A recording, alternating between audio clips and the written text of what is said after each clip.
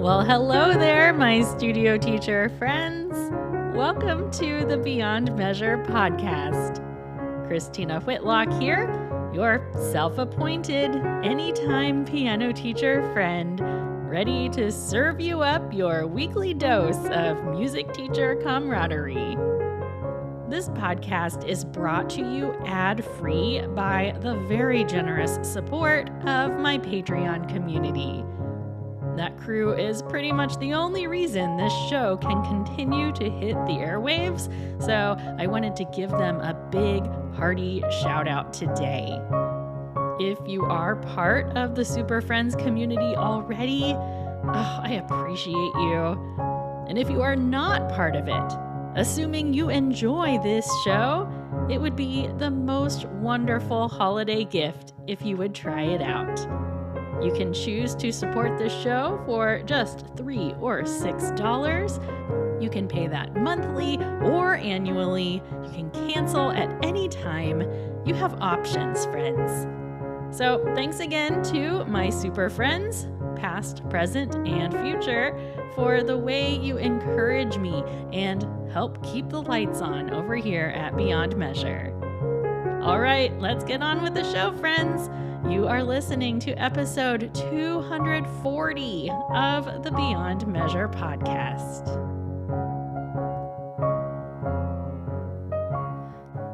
I'd mentioned a few weeks ago that the remainder of the episodes for 2025 would be reflective in nature. Last week, Amy Chaplin joined me for an episode pairing of what's working and what's not working, and that was really fun. This week, I wanted to share some things that I have been reconsidering lately. I've long thought of doing this type of episode, like maybe even once a quarter, like I do with the What's Working episodes, mostly because I want to encourage all of us that it is okay to change your mind, or even just to think about changing your mind. Adam Grant has a wonderful book. It's called Think Again. And in the prologue, he says this: "We favor the comfort of conviction over the discomfort of doubt, and we let our beliefs get brittle long before our bones." Ouch. He goes on to say, "We laugh at people who still use Windows 95, yet we cling to opinions that we formed in 1995.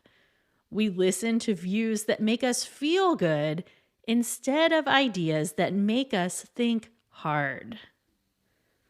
Now, I should say this. I have never been the kind of person to feel certain about much of anything.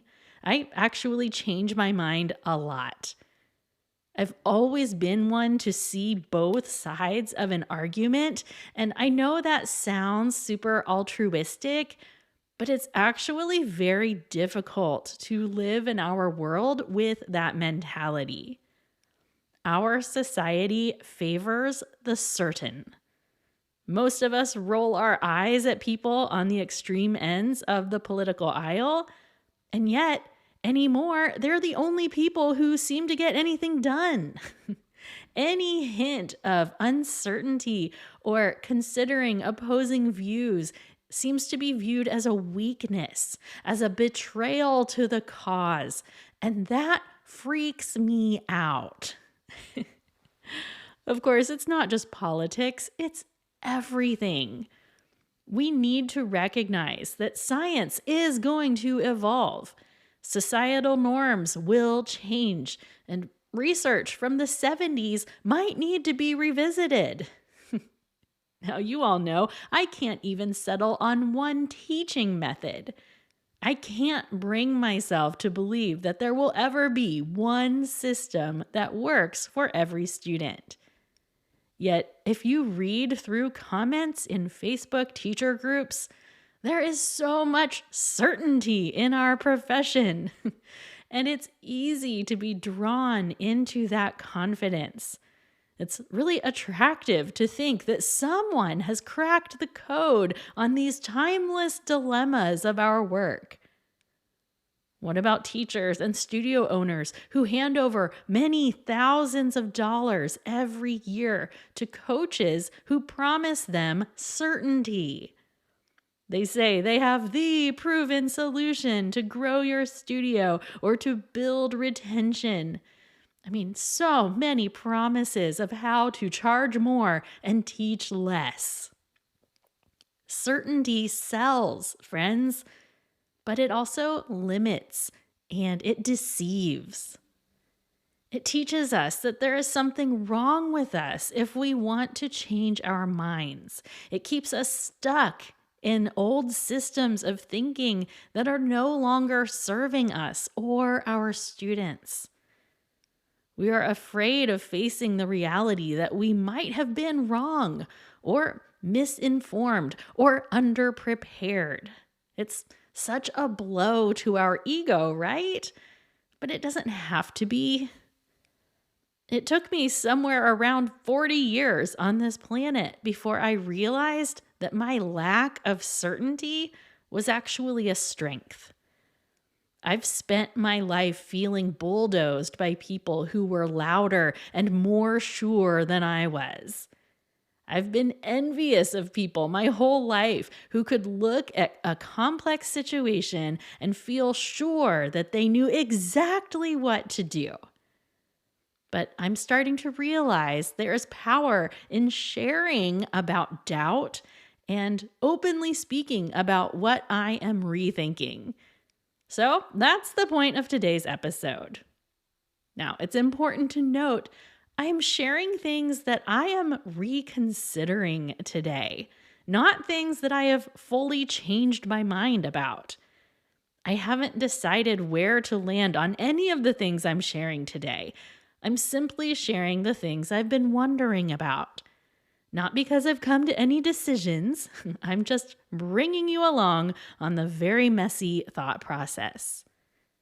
These are things I would love to sit with you and chat about over a cup of coffee because I would really love to know what you think too. So, are you ready for this? Let's go. First up today, I am rethinking the way we title ourselves and our students as musicians. Now, hang with me here. The first time I ever heard Randy Faber speak, yes, Randy Faber of the Piano Adventures empire, he referenced the self-determination theory. This is a theory that proposes how we as humans are motivated. It's built on 3 components: competence, relatedness, and autonomy. It's a whole thing, and if you're looking for a good rabbit hole to wander down, you might enjoy reading up on self-determination theory. But as part of this talk, Randy made a big deal about helping our students see musician as a core part of their identity. And I made it my mission in that moment that I would prioritize helping my students see themselves as musicians on a very core level. I wanted Johnny to see himself as a brother, a son, a friend, and a musician. Everyone has to see themselves as something, and musician might as well be at the top of the list, right? Well, I'm rethinking that. I'm wondering about the ways we limit ourselves when we assume a pressurized title like musician. It's like calling yourself a vocalist or a singer because, I believe everyone can sing. But when you tell someone that you are a trained singer, there's a whole heap of expectation that comes with that, right? Tell me I'm not the only one. I can sing well. I know I can. And yet, I would never refer to myself as a singer because I feel like this world of ours throws a whole heap of judgment on you once you title yourself a vocalist. Am I wrong? I don't think so. Now, truthfully, I am always much happier playing piano for people who don't know that I have piano performance degrees and have pretty much dedicated my entire life to this thing. It's nice to surprise people by being able to play rather than dealing with the expectations they carry or those expectations I imagine they carry once they know that this is my life's work. Now, let the record show, I hate this reality. I do. I wish these things weren't true. And sometimes they're not. And the problem is actually the pressure we're putting on ourselves. But labels can be tricky. And I'm beginning to wonder if assimilating this art form into our identity is really for the best. Here's what got me thinking. Earlier this fall, I was having a conversation with a student who was dealing with some ongoing injuries from sports. She was lamenting over being benched for this season, and she said, "Sports and music are the two things that make me me. So when I can't do one of them, it's like I don't even know who I am or what I should do." And hearing that really bothered me because, of course, those two activities don't define who this girl is as a person, not even close. They are not nearly the most interesting or important things about her. But she is not an exception in this way. Lots of our students define themselves by things that are only tiny fractions of the humans they are. So I'm just wondering how to best convey to my students that they are musical beings. It can't be taken from them, whether they practice or not, whether they perform or not. They are musical people. And I want them to know that, and I want them to feel it as part of who they are. But I don't want them to feel crippled by the expectations that come with labeling themselves as musicians. I don't want them to feel as though they are failing or disappointing their core selves when they don't perform the way they want to. No, big no to that one. Obviously, there's a lot of nuance here, and as I warned you, I don't have any answers. It's just something I'm rethinking, whether or not musician belongs at the core of my students' identity, or if it's just something they do. Now, I'm going to change gears in a pretty big way for my second reconsideration, so buckle up. Have you ever been part of a group where some members just can't be happy because they want everything to be like it was in the past? Like maybe a music teacher group or a church congregation who just wants to do everything like they did in the 90s? This happens all the time in every kind of organization I can think of. We get nostalgic for the good old days, and we don't always like the way groups evolve with current circumstances. Now, side note, it's important to remember that there are two different things at play here. There's the way things actually were in the past, and there's the way we remember them. And those are not always the same things. Anyway, I'm beginning to find myself in that same position when it comes to social media. And I know I'm not alone. A lot of us are hanging on to social media because of what it was once upon a time. Now, I know I've gone after social media a lot here on the pod and in my piano teacher confessions e-letter, but hang with me, okay? I've been doing some serious thinking about why any of us are still using social media. Most of us will say it's because we like keeping tabs on family and friends that we wouldn't otherwise be able to keep in touch with. But the problem is, unless you develop some serious discipline and big-time workarounds, There is no social media platform out there that cares about connecting you with your loved ones so you can see pictures of the grandkids. The game has changed, but we're still here scrolling. And maybe this was their goal all along. Maybe it changed along the way. I don't know. But I do know it's different, and we're not getting it back. I'm not here to offer any kind of moral judgments on the use of social media. I'm not on any kind of high horse or trying to push any kind of agenda. I've just been seriously wondering why these apps still have a chokehold on us. I'm not the first one to tell you that when you use a service for free, you are the product. So, the vast majority of the content you are pushed on social media is there to keep you scrolling. It's there to sell you things, and it's there to build audiences for influencers so they can sell you things. And too many of us underestimate how influenced we are by the content we consume. We think we're ignoring those ads, but I'm here to tell you, companies pay for those partnerships because they work. People show up and they present themselves as relatable so they can build your trust with the end goal of selling you things.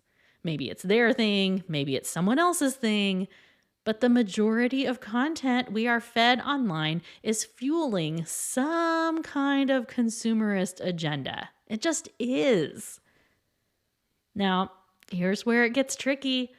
I love the people and the accounts that I actually follow and have opted in to see content for on social media. I've built real relationships there with a lot of teachers, and my DMs are pretty much always hopping with fun conversations between teacher friends. Like, I have convinced myself that this is why it's all worth it.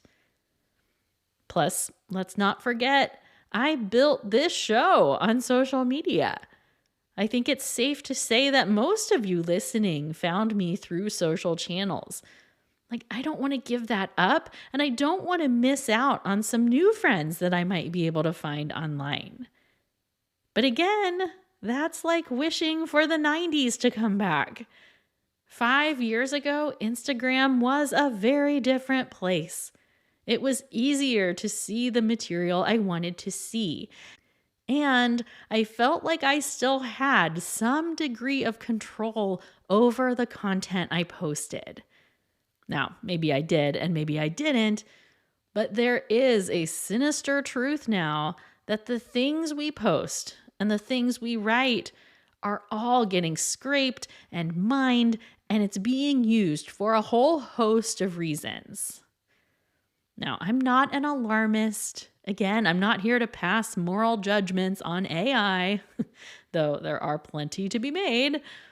I'm just saying the simple truth that I am increasingly uncomfortable with the terms and conditions of these platforms and the fact that my work and my photos are now being used for purposes that far exceed my comfort level. Now, I'm not dumb. I've always known that posting things on the internet is anything but private. But I guess I used to think my life was an open book and I was simply too ordinary for anyone to care about stealing anything from. But I'm now seeing that everyday average people like me, those who seek to show up online exactly as they are, we might actually be the highest commodity when it comes to data mining and AI training. So that's a little bit of the deal. I don't have plans to make a big dramatic exit from social media, but I am wondering why we are all there. When it comes down to it, I can't say I've made any great new friends on social media this year. I have a bunch of you from 3, 4, 5 years ago, but I'm not sure I've connected with anyone new there recently in a super meaningful way. Again, it's just not what those platforms are built for anymore. We all know social media is fueling division, and it's getting harder and harder to tell what's real. It's tough to gauge who's authentic and who's just really good at pretending to be. We know it builds unhealthy expectations for what our homes and relationships and our bodies should look like. I mean, there's so much ick to social media these days. And yet there we are. And these platforms are totally capitalizing on the place we've given them into our lives. And we're too used to the routine to realize that the game has changed. Again, no answers here. It's just what I'm rethinking these days.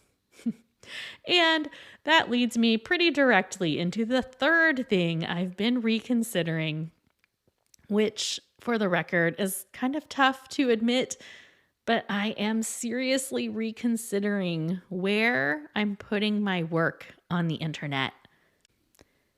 When I first launched Beyond Measure, and it got some nice early traction, I had several bigger name creators asking me what my end goal was. They were like, "What are you building here, Christina?" And the truth is, I've never known. I knew I wanted to contribute to the profession that I love so much. I knew I had perspectives I'd like more teachers to consider. And I knew I wanted to bring teachers together. That was enough for me then, and it's still enough now. I'm thrilled to say I've done all three of those things these last 5 years, and I'm not done yet, so don't panic. This isn't some kind of goodbye. Remember, no decisions have been made. These are just the things I'm rethinking. But much like social media, content creation is in a weird place right now. It's weird with questions around who can use my ideas in the future. It's weird with who's really generating income from my words. It's just weird all around. And again, I am not naive. In fact, when people ask me about whether or not they should start a podcast, I always start by telling them they need to do some serious soul searching about how they feel about other people using their ideas without credit. I hate that this is the world we live in, but it's just true. The moment you start sharing ideas online, whether that be in a Facebook group or leaving a comment on a blog or whatever, you open yourself up to be copied. Since this show exists to help teachers, I've never been too worried about my ideas spreading without me. To some extent, that's the point. And yet, I do care about fair attribution, and I do care about proper compensation.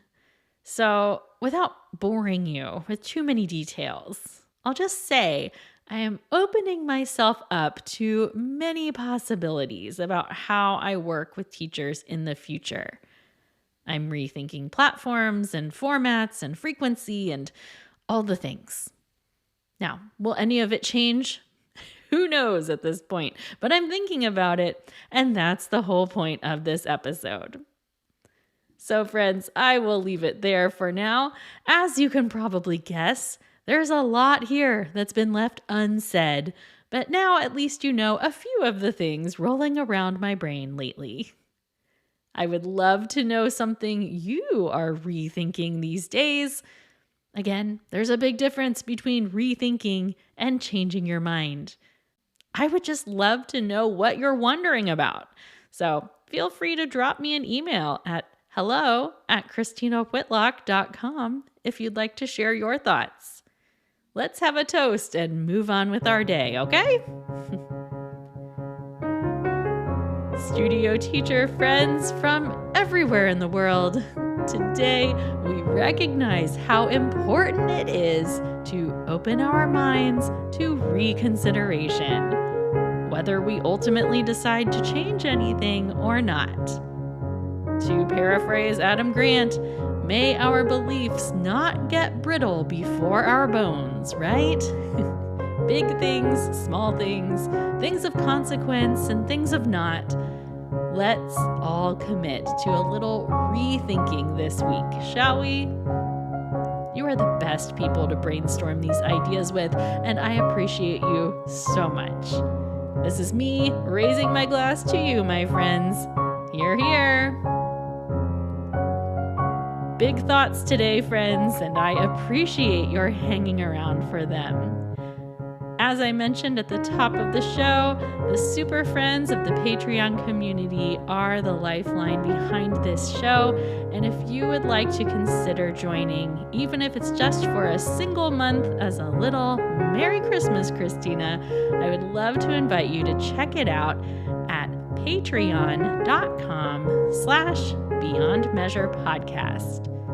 That link, of course, is in today's show notes, along with a link to Adam Grant's book and more relevant content. Thanks for indulging me today as I embraced uncertainty, and I hope it inspired you to lean into the unique questions of your own heart today. As always, until next week, friends, onward and upward.